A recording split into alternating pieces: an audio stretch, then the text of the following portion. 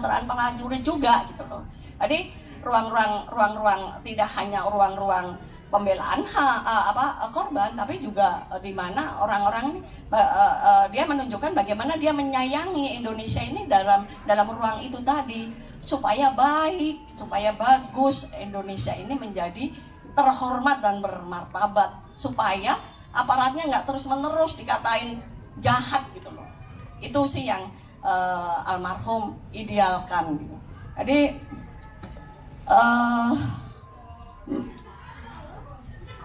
berat kalau ngomong soal memang jadi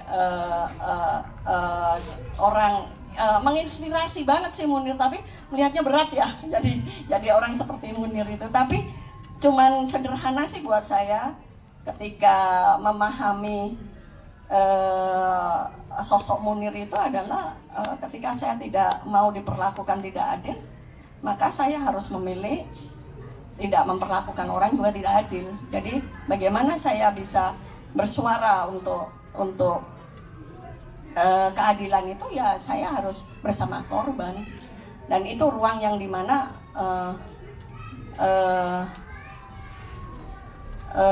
itu juga penting untuk saya terus bersama gitu loh. Jadi memang berat, nggak enak sih memang ya kalau melihat, tapi buat saya itu kenikmatan. Kalau saya bermanfaat, buat saya waktu itu belum kenal Munir saya waktu itu. Jadi saya seorang guru, saya menceritakan hal yang sangat pribadi dari saya.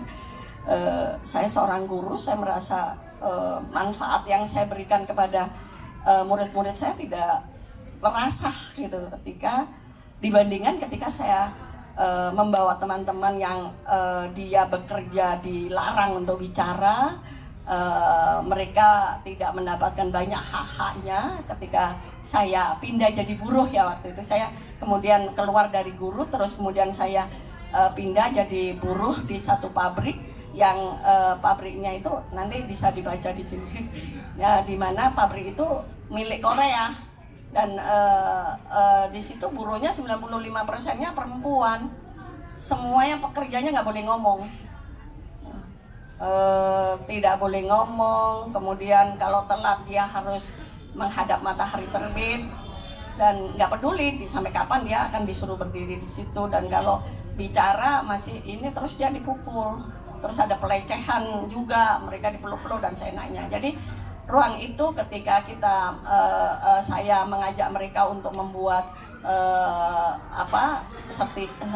serikat pekerja waktu itu ya, serikat buruh lah ya, dan itu kemudian berhasil dilakukan, itu kayaknya emang beda ketika kita diam sama kemudian kita bicara. Jadi manfaat itu bisa jelas dan itu berasa gitu loh, meskipun pada satu titik kemudian juga gagal ya. Jadi, tapi ketika terus melakukan perlawanan itu seperti terus kepala dan membawa ruang di mana ini harus kerjanya bagaimana, terus membawa kita terus berkreasi untuk terus bagaimana cara membangun strategi-strategi baru agar perlawanan ini bisa terus dan sampai itu bisa terwujud lah ya, terwujud. Itu sih yang selama ini dan itu yang juga dialami oleh Ca ketika almarhum bisa mendampingi keluarga korban, dan itu juga bagian dari dimana dia merasa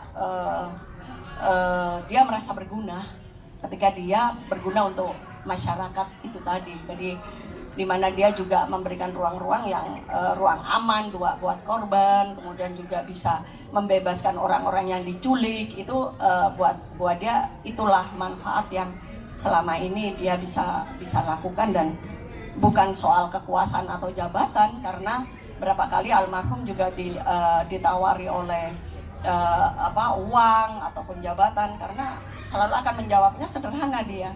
Kalau semua orang memilih jabatan atau uang, terus siapa orang-orang yang tertindas itu yang mendampingi? Jadi konsistensinya itu bisa dinilai dari sana. Jadi itu sih yang saya alami dari mendampingi almarhum. Dijadikan cita-cita berat ya.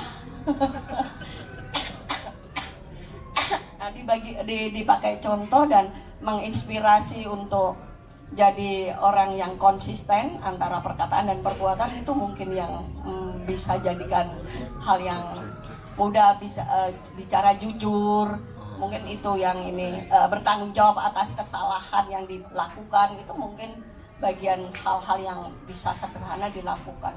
Jadi Munir memang buat saya bukan hanya orang yang penting di hidup saya, tapi di ruang publik buat saya dia belum mendapatkan rival yang cocok gitu loh sampai hari ini. Saya belum menemukan bagaimana lantangnya dia bicara, bagaimana dia juga tidak silo dengan kekuasaan, bagaimana dia tidak silo dengan kekayaan. Jadi di hidupnya sederhana, dia ada di sana tetap konsisten dan persisi. Jadi itu yang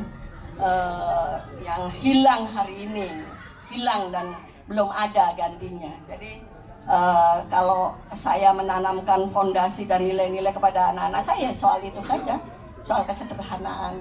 Jadi bagaimana satu hari Alif marah kepada Polikarpus karena dia melihat berita dan dia marah karena saya waktu itu, biasanya saya ada sama dia, tiba-tiba karena saya waktu itu sedang sibuk untuk demo BIN ya kalau nggak salah, anak saya tiba-tiba pagi-pagi marah-marah, saya mau bunuh Polikarpus, sama teriak-teriak histeris.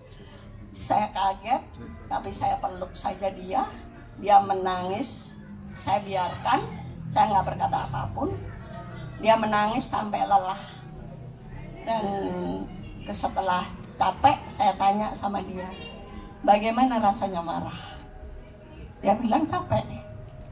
Jadi kemudian saya bilang sama dia, kenapa? Saya tanya sama dia, kenapa Abah dicintai sama banyak teman-temannya sampai hari ini dia terus disuarakan dan dibela?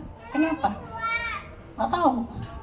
Karena dia melakukan banyak hal kepada orang-orang yang tertindas. Bagaimana? Karena mereka, karena Abahmu itu mencintai orang-orang yang sudah digusur, orang yang diculik dan sebagainya itu. Makanya orang-orang itu mencintai. Jadi kamu mau memilih seperti apa? Mau kayak Polikarpus, pakai Abah. Mau dicintai orang atau seperti Polikarpus? Saya cuma gitu aja kasih tahunya. Dan dia bilang, saya lebih baik milih Abah. Apa yang saya milih Polikarpus? Jadi seperti itu aja sih saya menanamkan nilai kepada anak saya. Jadi ya kalau anak saya yang kecil, Diva masih umur 2 tahun, dia juga merasa apa perasaanku terhadap Abah. Banyak ruang yang kosong, yang dia juga marah. Harusnya aku bisa berdebat, bisa berdiskusi dengan Abahku, tapi nggak ada. Kakak masih bisa merasakan, aku nggak ingat karena 2 tahun gitu. Nah itu ruang-ruang dimana banyak hal yang harus diskusi itu kita banyak kasih ruang gitu. Dan itu perjuangan yang sampai hari ini masih kosong soal keadilannya kan dalam itu. Jadi saya karena dia juga banyak sekali ditanya seperti apa sih rasanya Abahmu itu, apakah kamu gimana kamu nanya seperti itu pada aku, karena aku nggak kenal sama Abahku gitu. Jadi itu kan, jadi lain kali jangan banyak anak saya begitu ya. Jadi ada banyak orang kan nanya gimana rasanya, ya mungkin kepo ya, tapi ya itulah. Apakah kamu nanti pengen seperti Abahmu? Biarkan dia jadi dirinya sendiri. Jadi terima kasih kawan-kawan, semoga tetap presisi. Jadi tidak gampang terdistrak dengan hal-hal yang sifatnya hawa nafsu. Jadi semoga membantu, karena banyak sekali nih. Kenapa sih aku nulis buku ini juga? Banyak orang yang nggak ngerti kasus 98 itu apa sih? Soalnya nggak ada sejarah yang nulis itu gitu loh. Dari mana aku harus mendapatkan itu? Nggak ada berita yang sepotong-sepotong. Iya, azan sih panggilan ya. Saya pikir kita harus sudah berangkat atau enggak. Di Aceh saya nggak apa-apa loh, tetap ngomong meskipun azan. Saya bukan nggak menghargai menurutnya. Jadi itu sih saya mau sampaikan. Semoga agama dan perjuangan terus bersama-sama ya. Itu saja. Menjunjung tinggi HAM adalah nilai tertinggi buat saya. Assalamualaikum warahmatullahi wabarakatuh.